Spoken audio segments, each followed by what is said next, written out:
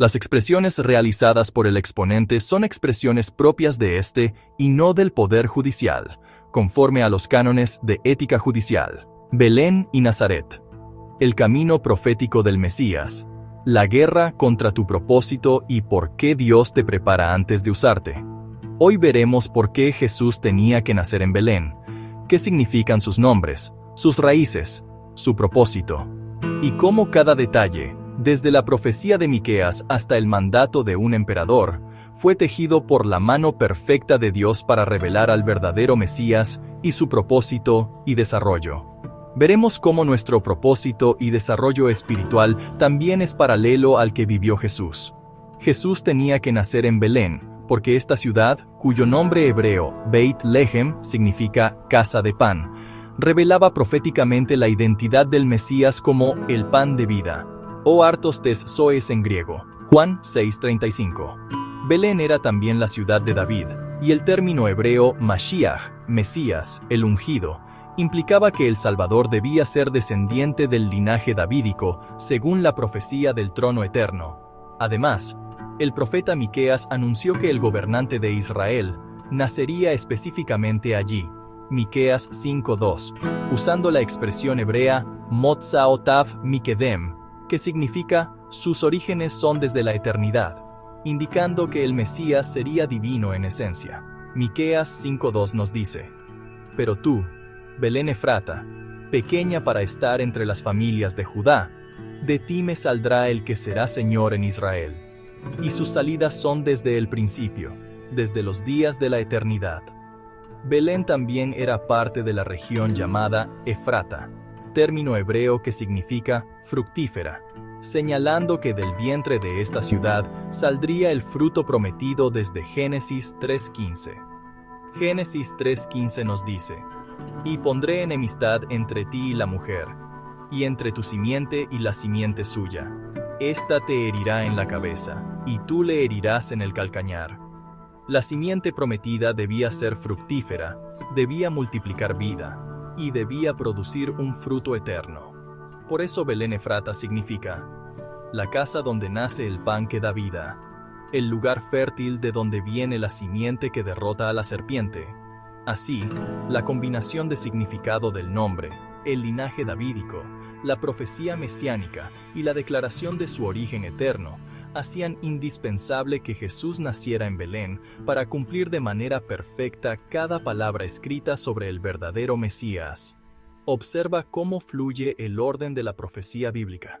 Primero, Génesis 3:15, promesa de una simiente humana que derrotará al enemigo. Segundo, promesa a Abraham, Génesis 12, 17, 22. Esa simiente vendría por Abraham. Pablo lo confirma en Gálatas 3:16. Tu simiente es Cristo. Tercero, promesa a Judá, Génesis 49:10. La simiente vendría de la tribu de Judá. El cetro no se apartaría de él. Cuarto, promesa a David, segunda de Samuel 7:12-16. La simiente vendría de la casa de David. Quinto, Miqueas 5:2. La simiente nacería en Belén, ciudad de David. Belén es la cuna de la simiente, donde aparece el Mesías anunciado en Génesis 3:15, que viene a destruir el poder de la serpiente.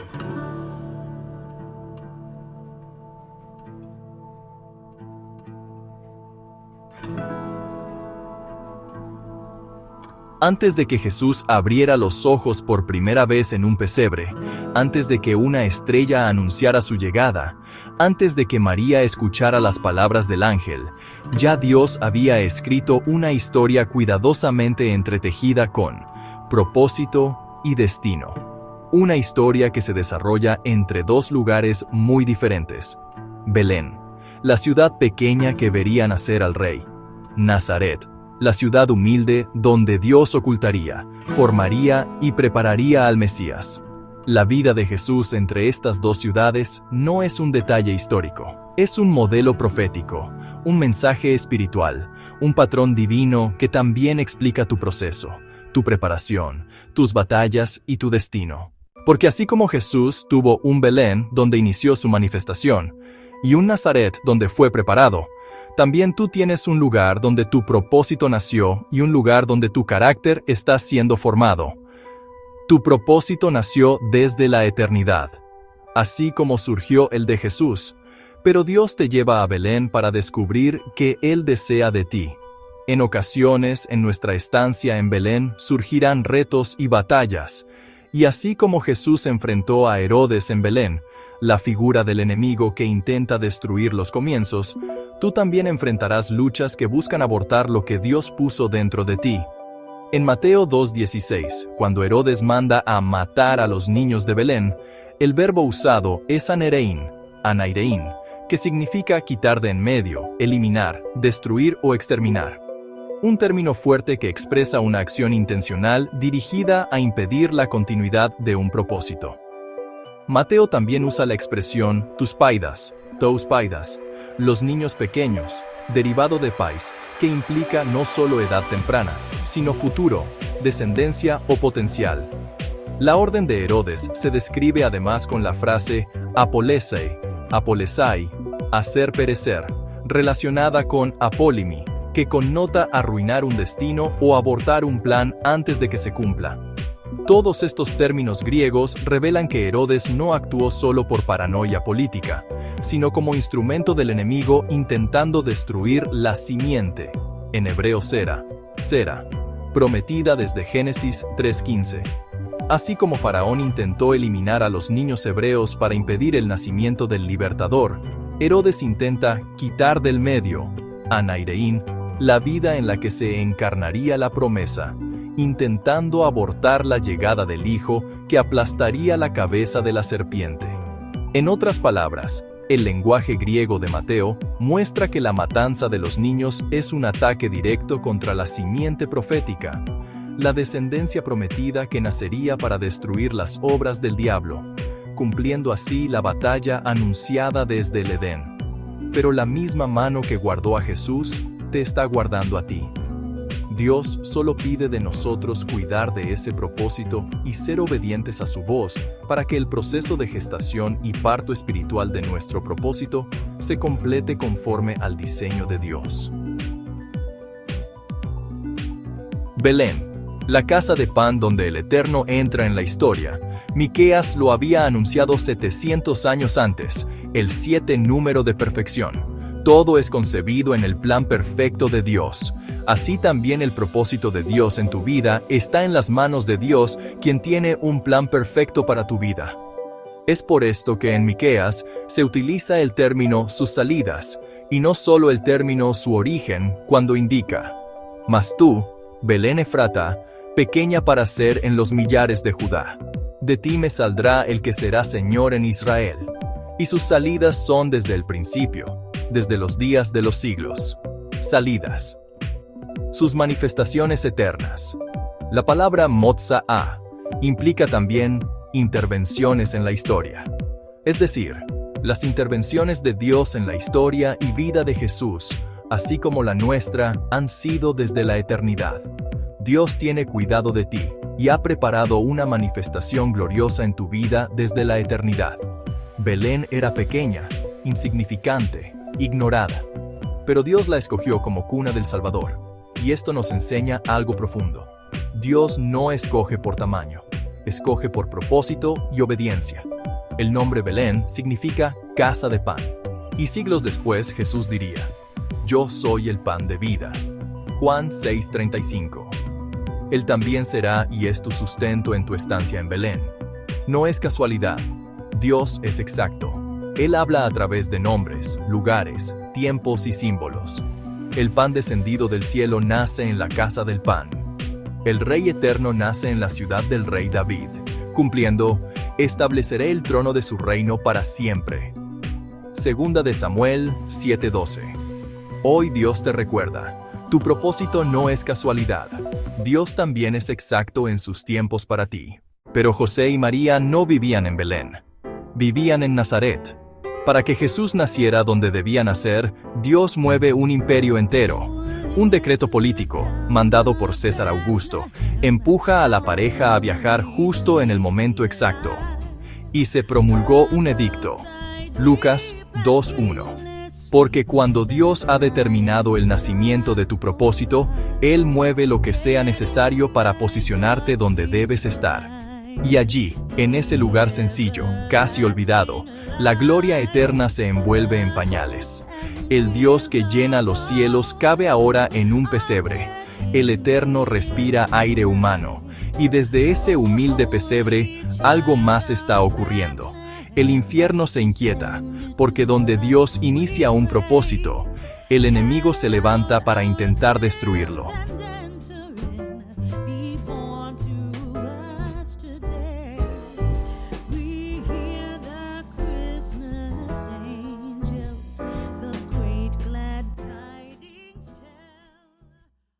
Herodes, la sombra del enemigo que intenta abortar la promesa. Poco después del nacimiento, Herodes se llena de furia. Mandó matar a todos los niños menores de 2 años. Mateo 2:16. ¿Por qué semejante violencia?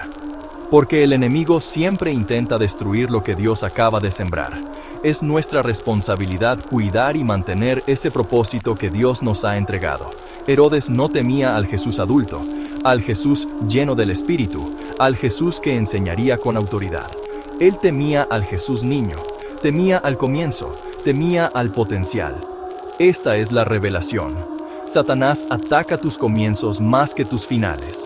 No teme tanto tu presente como tu futuro. Intenta destruirte antes de que crezcas, antes de que madures, antes de que seas peligroso para su reino. El enemigo siempre tratará de interrumpir la preparación, porque quien llega a su Nazaret, quien supera el ataque inicial, quien entra a su formación profunda, ese se vuelve imparable. Herodes representa toda fuerza del infierno que intenta cortar tu llamado, abortar tu propósito, robar tu identidad, destruirte antes de que puedas desarrollarte. Pero así como Dios intervino con José y María, también interviene contigo. Dios le dice a José: levántate, toma al niño y huye. Mateo 2:13. Porque donde hay propósito, siempre hay protección.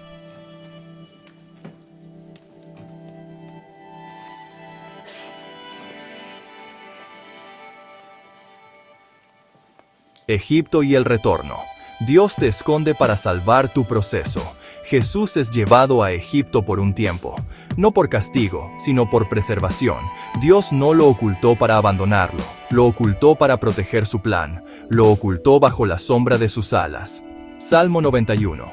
Muchos de nosotros hemos tenido temporadas así. Silencio, quizás de anonimato o soledad, aislamiento, procesos que quizás pensamos que otros no entienden. No es abandono, es preservación, es Dios diciendo: te estoy guardando porque tu propósito no puede morir en manos del enemigo. En ese proceso, estás bajo la sombra de mis alas, y así como las plumas cubren a los polluelos, y ellos quizás mientras esto ocurre solo ven las alas de su madre, sin poder ver en totalidad lo que ocurre fuera del resguardo de las alas de esta, así Dios sí ve todo aquello que puede afectar tu propósito y te guarda. Cuando Herodes muere, Dios trae a Jesús de vuelta, pero no a Belén, lo lleva a Nazaret. ¿Por qué? Porque si Belén era el inicio profético, Nazaret sería la escuela espiritual.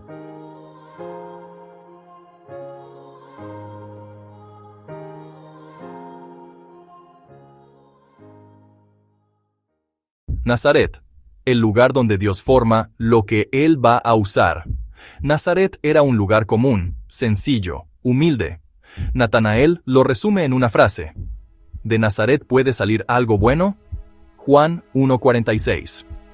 No había prestigio, no había teología avanzada, no había grandeza. Y sin embargo, Dios establece allí al Mesías. ¿Por qué? Porque Nazaret representa el principio divino más profundo de la formación espiritual. Antes de que Dios te use, Dios te forma. Antes de la manifestación pública, viene el proceso privado. Antes del ministerio, viene el carácter. Jesús, el Hijo eterno del Padre, pasa 30 años en Nazaret, y solo 3 en ministerio público. Dios tarda más en formarte que en usarte porque lo más importante no es lo que haces, sino en quién te conviertes. Nazaret es la obediencia cotidiana, el trabajo manual, la espera, el silencio, la vida normal, la madurez, la humildad. Nazaret no tenía ojos humanos sobre Jesús, pero tenía los ojos del Padre. Y esto es clave: lo que Dios forma en secreto, determina lo que sostendrás en público.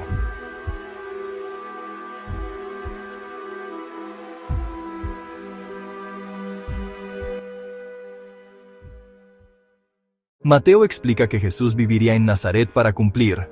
Será llamado Nazareno. Mateo 2:23. Esto se conecta con la palabra hebrea netzer, que significa retoño, rama nueva, brote. Isaías había dicho, saldrá un retoño del tronco de Isaí. Isaías 11:1. Jesús crece como un renuevo en tierra despreciada, un proceso lento, silencioso y profundo. Así crecen los llamados que Dios quiere usar, no rápido y superficialmente, sino lentamente y con raíces profundas. ¿Por qué Dios te prepara antes de usarte? La lección del Mesías en Nazaret. Aquí está el corazón del mensaje. Tu vida sigue la misma estructura profética que la vida de Jesús. Dios te da un Belén, tu llamado, tu promesa, tu destino declarado. Pero luego, Dios te lleva a un Nazaret, tu proceso, tu formación, tu desarrollo interior. ¿Por qué? Porque los dones abren puertas, pero solo el carácter las mantiene abiertas. Jesús no sale de Nazaret hasta tener madurez, obediencia y carácter. Porque sin Nazaret, tu llamado no soportaría el peso del propósito. Dios no te procesa para castigarte, te procesa para capacitarte. Porque el enemigo quiere abortar tu propósito, pero Dios usa la formación para frustrarlo. Si Jesús hubiese quedado en Belén, Herodes lo hubiera destruido. Pero Dios lo movió, lo ocultó, lo formó. Lo mismo hace contigo. Porque Dios quiere usarte con poder, pero también con pureza. Antes de que Jesús hiciera un solo milagro, el Padre declaró, en ti tengo complacencia. Mateo 3:17. Dios se complace primero con quien eres, y luego con lo que haces.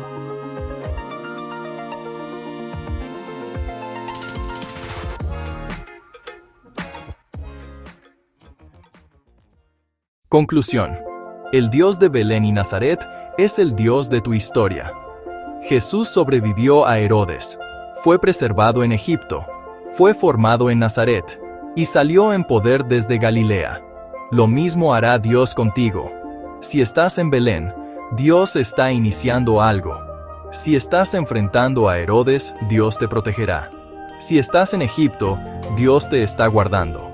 Si estás en Nazaret, Dios te está formando. Y cuando llegue tu tiempo, Dios te enviará en el poder de su Espíritu, como envió a Jesús. Tu propósito no será abortado. Tu proceso no será en vano. Tu llamado no será destruido. Porque el Dios que cumplió su palabra en Jesús, cumplirá su palabra en ti. Oración. Señor, Dios Todopoderoso, Padre de la vida y dador de propósito, abre hoy nuestros ojos para discernir el llamado con el que nos formaste desde el vientre. Permite que entendamos la razón por la cual fuimos creados y que abracemos tu diseño eterno para nosotros. Guarda nuestro corazón para que no descuidemos tu propósito ni lo entreguemos a distracciones, temores o ataques del enemigo. Enséñanos a proteger lo que tú sembraste en nuestro espíritu, como buena simiente que debe ser cuidada y cultivada hasta dar fruto abundante para tu gloria. Afirma nuestros pasos en tu voluntad. Fortalece nuestras manos y haznos fieles administradores del destino que tú nos confiaste. Amén. Este video fue creado por Nehemías Restaurador del Reino.